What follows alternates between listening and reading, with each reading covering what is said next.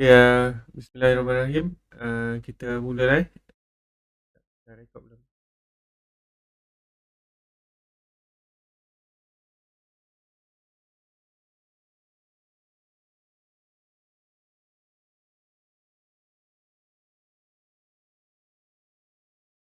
Kita tengok introduction kepada wireless communications lah.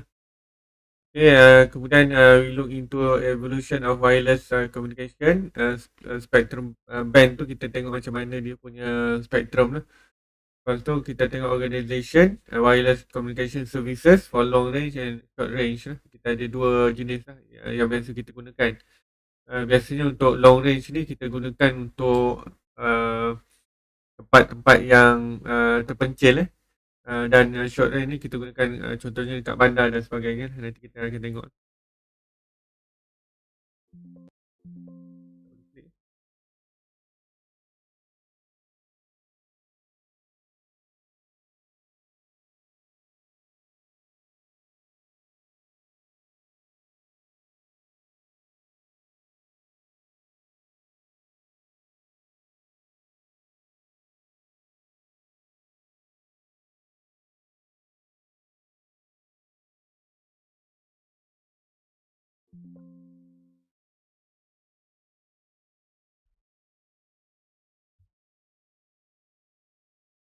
Okay. Kemudian kita tengok yang ni lah, evolution of wireless communication. Boleh nampak ke yang saya tunjuk ni? Nampak, Doktor.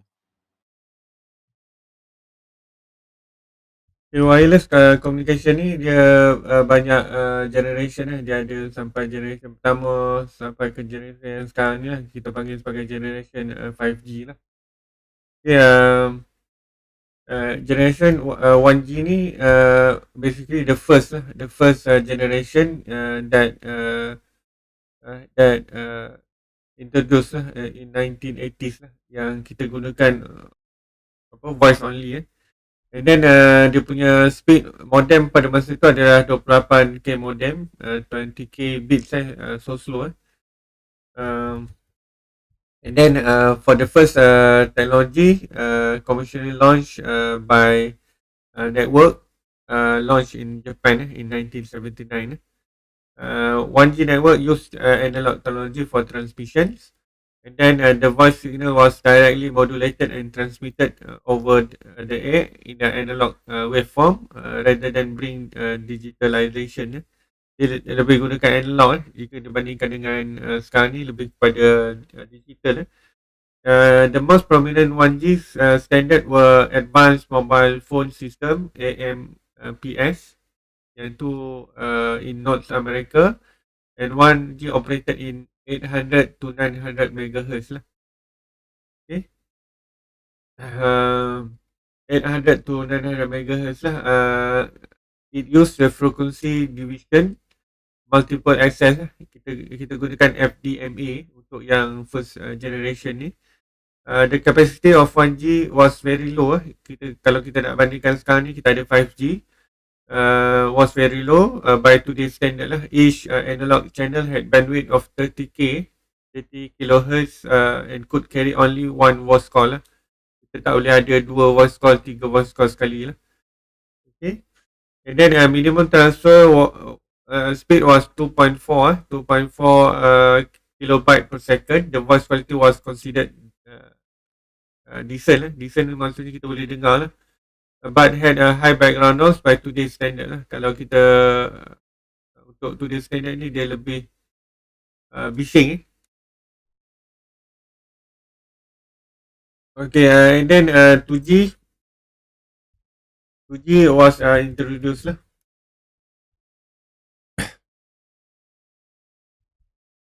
Okay, 2G was introduced. Radio signal 2G network are digital lah. Digital instead of analog lah. And then the voice is digitized and transmitted as data packet over the air. Untuk ni voice ni kita gunakan digital. And then the main 2G standard was GSM that created in Finland in 1991. And then we have also CDMA 1 and TDMA. Yang ni semua adalah teknologi-teknologi yang awal lah. This they are deployed in 1990s. Okay. And then 2G was introduced, data services like SMS. Okay. Kita mula perkenalkan SMS, kemudian kita ada internet. Okay. And then alongside kita ada juga voice calling. Masa ni tak ada WhatsApp lagi. And then however the speed of data was still very slow by today standard lah. Okay, typical range from 6.9.6 kilobyte to 14.4 kilobyte per second lah. Some 2.5G dia lepas tu dia evolve pada 2.5 and 3G nanti kita akan tengok. Standard like GPRS was allowed speed up to 100 to 200 kilobyte per second lah. Okay, then yang ni dipanggil sebagai 2.5G GSM. Okay, GSM is the standard was developed by ETSI, European Telecommunication Standard Institute, dan dia punya protokol dia gunakan still gunakan 2G lah. Yang ni adalah replacement by 1G analog lah. Yang kalau kita tengok 1G tu digunakan hand-off support. Hand-off support, user move to cell, signal would be often get drop lah. Maksudnya daripada cellular ke cellular tu dia gunakan hand-off. Hand-off ni maksudnya kalau ada seorang guna, yang orang ni tak boleh guna lah. Dia panggil hand-off support lah. Okay, spektrum yang ni dia gunakan 900 ataupun 1800 MHz band. And then kita gunakan SIM baru ada SIM card lah. Tahun 1990-an baru ada SIM card. Sebelum tu tak ada SIM card dia by telephone itself. Okay, kemudian introduce the GPRS. Okay, setakat ni ada soalan ke? Kalau ada soalan boleh tanya. Okay, GPRS ni adalah packet oriented mobile data services based pada 2G dan 3G dia tengah-tengah lah.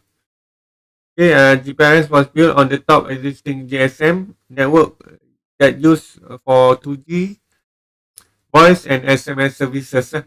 It allow the packet switching instead of circuit switching used in 2G. Dia menggunakan packet switching yang ni bawa ada data transmission lah. Kemudian GPRS can provide data rates from 56 kilobyte up to 114 lah. Okay, and then GPRS also provide MMS gambar yang bergerak tu lah. Okay. Tabitha, you there? Tabitha? Yeah, doctor. Boleh ke? Are you with me or not? Yeah. Okay. And then the spectrum data transfer is built per megabyte basis lah. Yang ni kita akan charge dia based pada megabyte lah. Kalau 1 megabyte dulu dia punya price dia is considered high because it transfer data by megabyte basis, not the connection time. Now it based on the connection time and also the data packet of the data. And then this enable application with the intermittent bursty transfer instead of needing a dedicated circuit of like we discussed in 2G lah. And then the technology are referred to 2.5G. GPRS also considered 2.5G, and it serves as bridge between a primary 2G, a digital voice network, adding support for wireless internet access and multimedia messaging system (MMS). Some key GPRS applications included the wireless internet access like MMS, accessing the enterprise network via VPN connection, vehicle tracking using GPS and location-based services. Yang ni dah start guna tracking. Okay, and then we have 3G. 3G is the third generation. Yeah, 3G basically comply with the International Mobile Telecommunication Standard 2000. And then 3G promise the next generation service that the transmission rate is up to 144 kilobyte per second. Okay, kalau ada soalan boleh tanya.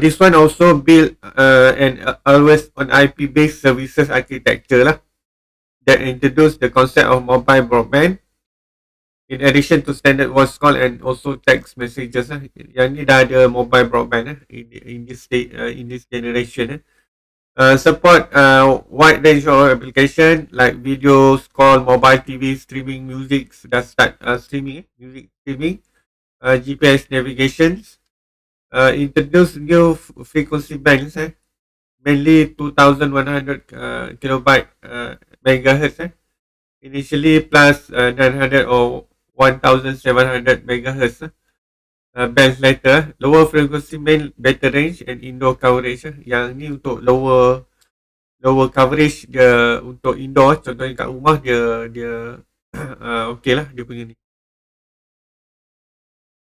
Okay, and network capacity and reliability was improved basically using antenna like standard dia dah over the 2.5G lah yang kita dah discuss tadi.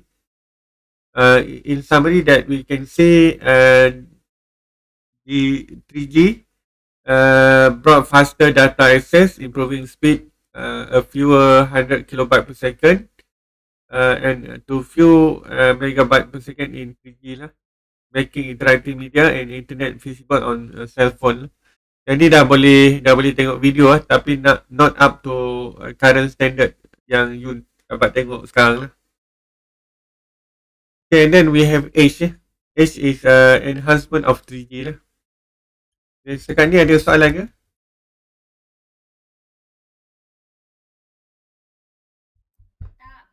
Ada. Boleh nanti kamu boleh tengok recording saya dah sediakan recording.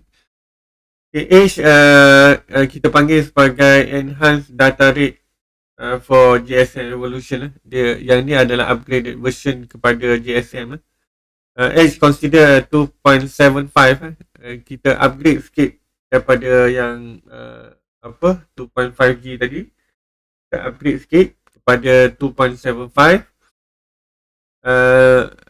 or pre-3G technology sitting between 2G and 3G lah. It build the existing GSM network infrastructure and core network but require an upgrade still require upgrade lah. And then Edge was compatible with existing GSM voice capabilities and existing frequency band could be reused kita boleh gunakan GPRS GSM ataupun GPRS kita still can use Okay, it serves as popular upgrade for GSM network to support mobile data as consumer internet usage grew rapidly on that time with a smartphone And then we have DPA. This one we call it as 3G plus.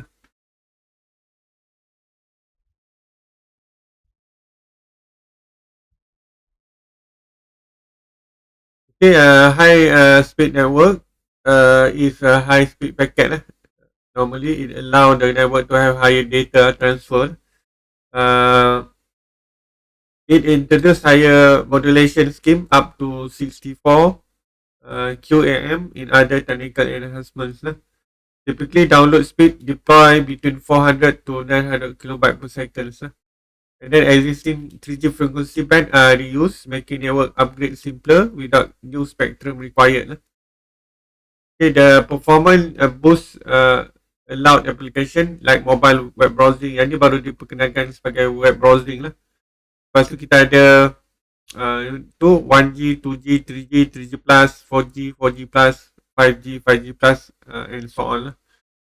Okay, we nowadays up to kalau dekat China dengan Japan normally they upgraded their 5G to 6G akan ada 6G lah. Okay, dia punya bandwidth tu lagi makin lama makin besar dan makin lebar lah. Okay, and then we have 4G 4G generation.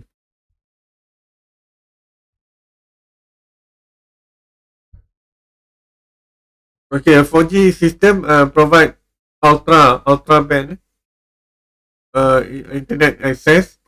Example, laptop with USB, and then it consists 3D television. Okay, 2G 4G candidate system commercially deploy lah. Jadi lebih kepada ni fokus dia lebih kepada high speed internet lah. Okay, peak download speed went to 100 of megabyte per second lah. Okay, main standard LTE. Main standard dia ada 4G LTE lah, 4G plus lah. Operate on the flat IP network, allowing access to any application or services seamlessly between location and across type of network. This enable innovation in applications lah.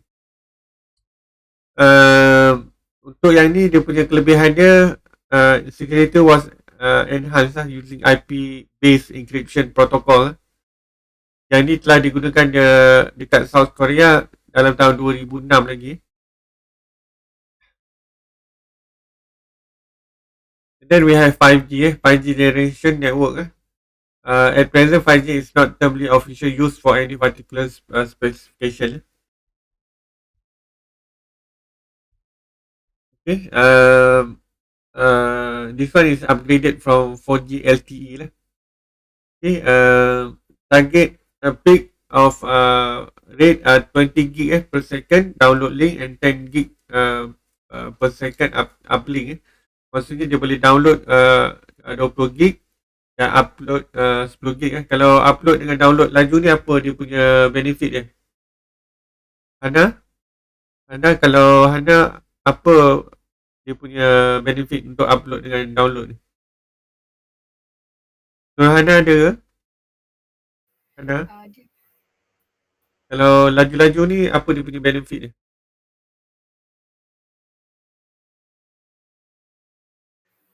Cepatlah nak access. Cepat access. Lagi?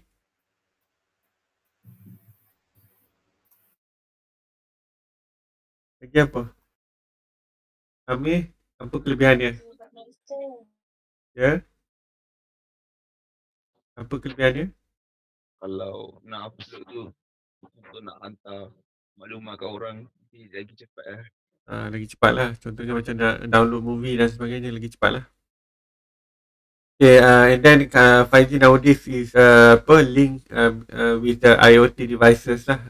Okay, like Alexa dan sebagainya lah. Kalau kita nak tutup switch lampu ke, kalau gunakan 5G lagi cepat lah. And then improve security and authentication protocol.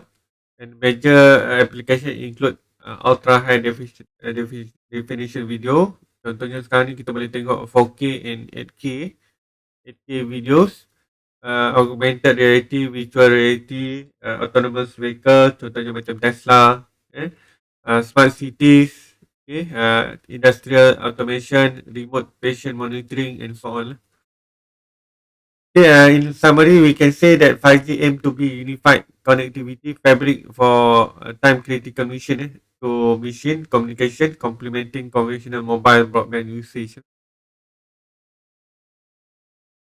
Okay, this one is advantages of wireless communication. Okay, advantages yang pertama kalau kita tengok adalah mobility. Wireless ni maksudnya dia tidak menggunakan wire lah. Okay, mobility freedom to move without being restricted by wire lah. Okay, a user can communicate on the move and not restricted by location or having find a wired connection point. This one more on a cellular network wide areas. And then convenient or easy, less expensive installation. No cable or wire infrastructure need to be set up. Devices are being connected over the air instantly without hassle and laying cables. Maksudnya tak serabut. And then cost saving, it generally cheaper to set up compared to installing expensive or expensive wired network. And then installation speed, increase the reliability. Wireless hardware and devices can be installed rapidly without major setup. Okay, and then improve productivity. Productivity user and devices can be connected on the go, enabling the improved response time and also better productivity. This one or more on BYOD environment. Bring your own devices environment. And then we have disadvantages. Disadvantages is basically is same with the advantages. Okay, first is radio signal. Okay, the potential for two types of signal interference exist lah. Maksudnya daripada segi kalau macam jual punya router tu dekat rumah, kalau kamu pergi dekat tempat lain akan hilang. Okay, wireless signal can be interfere from other devices such as an obstacle, including the signal degradation. Dia akan hilang, degrade. And then yang kedua adalah limited bandwidth. Okay, kamu salin nanti takut keluar dalam final exam. Okay, Laila buat refleksi tak minggu lepas? Laila? Buat. Okay. Dia buat lagi minggu ni. Jangan minggu lepas dia buat. Saya tengok bila kamu rajin buat refleksi tu adalah kamu punya effort kamu tu tinggi lah. Okay, and then health risk, high level of radio frequency can produce biological damage through heating effects lah. Maksudnya lebih tinggi dia punya wireless capability dia. Contohnya macam 5G, kita punya device akan panas lah. Okay, and then slow data speed, wired security risk intercepting unauthorized access is easy over the open airways making the wireless connection and communication offer speed and gigabyte or higher in many cases. Okay, the extra encryption is essential for high speed punya network ni. And reliability concern okay, limited spectrum available for communication. Okay, it's more on reliability concern and expected interference or devices malfunction are still common issues. Okay. Okay, and then organisation standard ni kita ada SIRIM dekat Malaysia, kemudian IEEE lah. Okay. Ini tak ada apa. Kemudian we have MCMC. MCMC is the regulator lah, communication and multimedia industry in Malaysia. Okay, we go on the long range. Yang tadi kita pergi pada short range. Kita ada WWN, BWA dengan amateur radio. WWAN ni stand for Wireless Wide Area Network. Okay, this one is a form of one that is larger than local area networks lah. The application use is like WiMAX, UMTS, CDMA, GSM, GPRS, DPA or 3G. It's more likely like the wireless service provider. Dia lagi besar daripada one. Contohnya macam yang kita ada sekarang ni. Contohnya kalau macam Celcom dengan Digi dia bergabung. It makes the wide area network larger lah. Dia punya apa, accessibility dia lagi tinggi lah. Yang ni one contohnya macam kita ada radio tower, switching center, and then signal is transferred through the public private telephone. Contoh kita ada Timecell, Unify, Maxis, Digi, okay, XOX and so on. Okay, BWA ataupun we call it as a broadband wireless access lah. Okay, technology aimed at providing high-speed wireless access over wide area for data lah. Okay, basically BWA system are capable of providing broadband level speed above 1 megabyte per second lah. The technology, some common BWA technology include WiMAX, HSPA+, LTE. Some type of Wi-Fi and proprietary solution. They use frequency up to 5 gig range lah. Yang ni lagi tinggi lah. The advantage, rapid development, reduce cost compared to fiber or cable. Installation and services flexibility lah, more flexible lah. And then it also have some limitations lah. Okay, limitation is prone to interference issues, affecting reliability. The performance also degrade over long distance, so the network have to be split into smaller coverage area or cells. Yang ni BWA, yang ni contoh BWA, kita connected kepada internet untuk public wifi . Okay, yang ni BWA, broadband wireless access . Okay, dia boleh ada daripada 1 meg sehingga 100 megabyte lah. Okay, kemudian kita ada Amato video, Amato radio. Okay, Amato video is to specify person interested in the use of designated radio frequencies lah. Okay, or often it called as ham video, ham radio, ham radio. Contohnya macam polis polis dia nak communicate, dia kena perlukan dia punya radio frequency dia sendiri lah. It basically non-commercial. It used by the personal entertainment, non-profit activity, self-training and emergency communication by government agencies lah. And then require license by International Telecommunication Union. Government issue license to amateur radio operator after testing their understanding of regulations.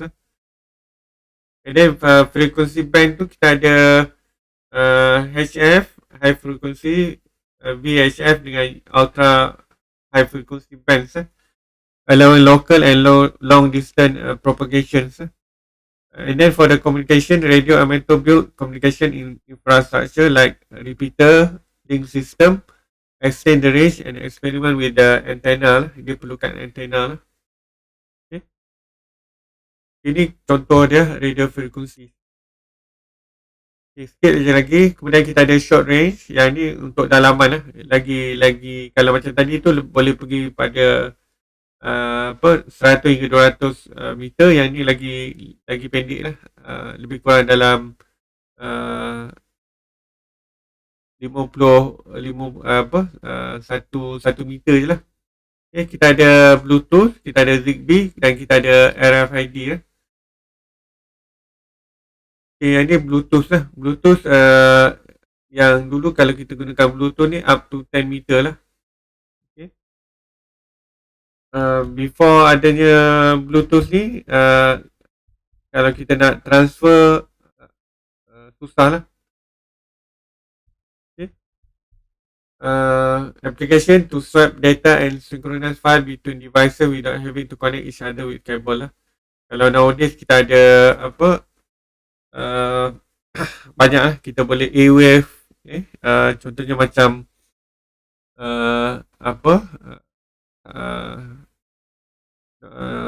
contoh macam Samsung, kita ada beli handphone Samsung dan kita ada laptop Samsung, dia boleh transmit using ni je, using wave je. Okay, this one connect exchange information between devices like mobile phone, headset, fitness devices, wireless speaker, earphone and so on lah. Supported by almost modern smartphone. And then versatile technology deployed not only in consumer electronic but also in data loggers, medical, IoT devices. Okay. In summary, we can see that Bluetooth provide ubiquitous short-range wireless solution for quick and easy communication between devices for both personal and business application and usages. Okay, and then kita ada Zigbee. Zigbee ni pernah dengar tak? Tak. Zigbee ni contohnya macam dia lagi power lah daripada Bluetooth lah. Okay, mainly designed for low power consumption devices to remain active for years lah.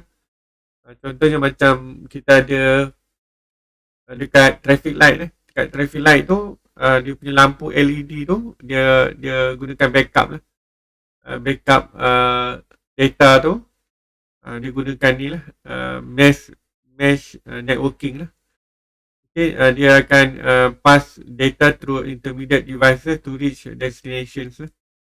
Okay, resistant to interference from Wi-Fi and Bluetooth devices due to the direct sequence spread spectrum. Dia gunakan spektrum yang lain iaitu DSSS lah. Component are inexpensive compared to other wireless technology, self-organizing and self-healing features to reduce maintenance overhead. Yang kita gunakan application yang kita gunakan Zigbee.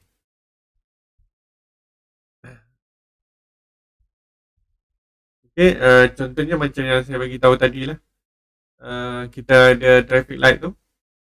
Okay, ataupun kita ada home automation. Kalau kita tengok lampu, kita gunakan Zigbee lah tu. Kalau macam orang tak ada, lampu tu akan padam. Okay, kalau healthcare, medical devices that use Zigbee for patient monitoring, equipment control and allow low power and reliable connections. Okay, kalau retail pula, kita ada Zigbee enable battery powered electronic self-label, checkout devices, alarm system and so on lah. Contohnya macam kita nak keluar daripada pusat membeli belah tu, tiba-tiba ada bunyi dia punya sensor tu kita gunakan Zigbee And then smart agriculture, soil monitor, irrigation control equipment, trackers are using Zigbee lah. Ni Zigbee lah. Ada monitoring. Contoh macam heating system, kita ada electric vehicle. Dia punya dia punya connection dia gunakan Zigbee And then RFID RFID ni macam yang kamu tahu dia gunakan transponder lah. Contohnya macam kita ada tool kita gunakan RFID. Library checkout system pun gunakan RFID lah.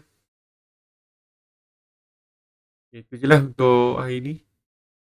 Okay, ada soalan ke setakat ni? Okay, yang tugasan tu saya upload minggu ni. Nanti next